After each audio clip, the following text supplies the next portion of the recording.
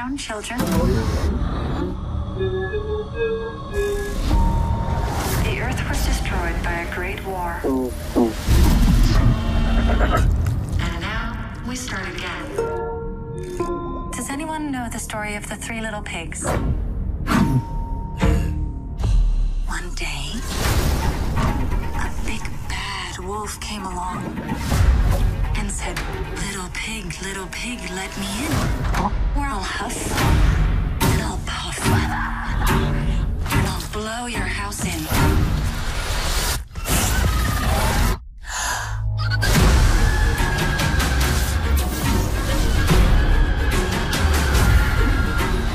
That big fat wolf she was talking about? Mother? That's her.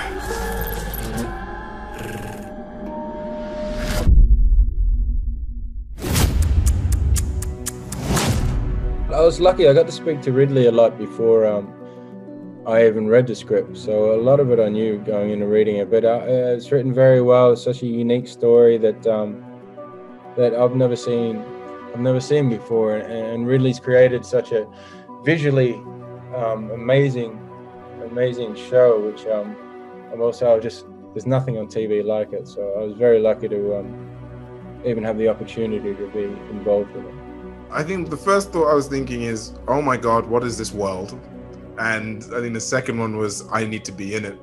Like, it was sort of reading the script for the first time really, like, you know, when I read the synopsis, you know, you get a synopsis sent through to you and you read, and it's like, you know, this new sci-fi, which is being, done with Ridley Scott and all this sort of stuff. So you already have these preconceived notions about it. But then when I read the script for the first time, it almost read, it was sci-fi, but not. And I think that's what really hooked me, because, you know, you're waiting for the sci-fi tropes. You're waiting to see the kind of the cool spaceship and the space fights and, you know, the aliens and all this sort of stuff. And I didn't see that in this script. I saw relationships, I saw human exploration of that, and I saw really interesting themes being explored. And that's what got me so excited about it.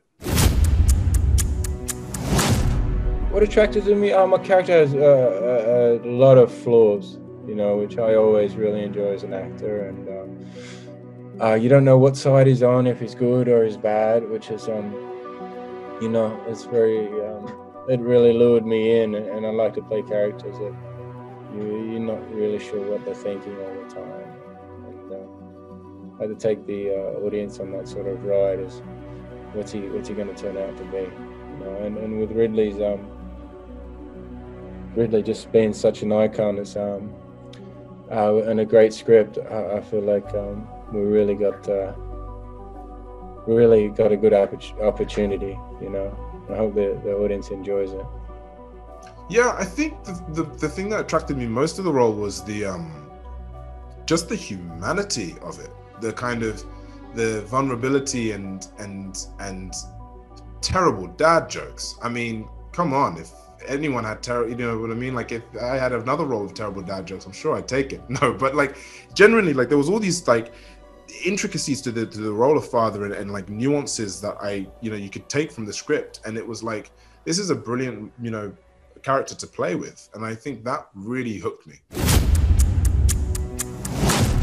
So the sets we shot in South Africa, and gorgeous locations, and Ridley's vision with the way set designed everything, and the spaceships, the costumes, and all that stuff. You really get put in a world which is a Ridley world.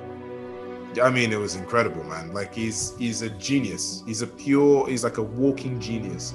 And I've like, you know, as I said it before, like, it's hard to be surprised by people, and he really surprised me. Like, there were things which he would come up with, which he would say, which again, not because he's Ridley Scott and it's amazing, it's genuinely, you would be like, wow, I'd never even thought of approaching the character in that way, or I'd never thought of the world in that way.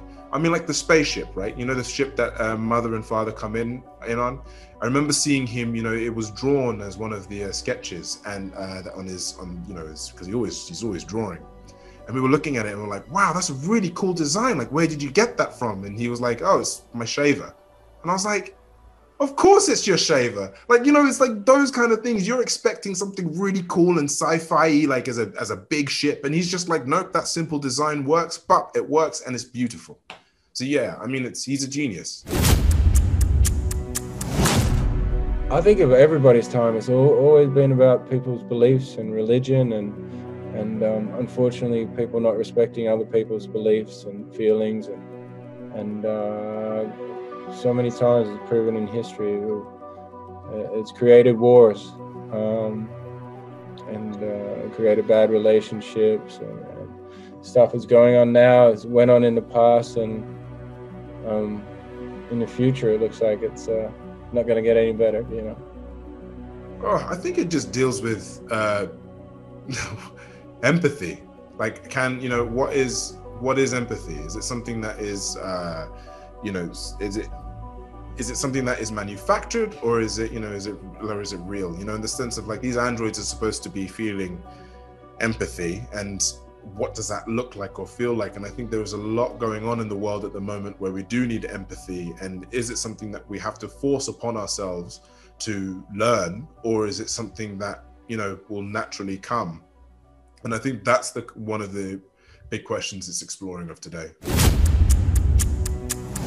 Other than medical stuff, which helps save lives and all that stuff, I'm not into technology at all. I'd rather be born a couple hundred years ago, you know. And I believe that, I think it's a bad influence on people. And me personally, I'm just not into the.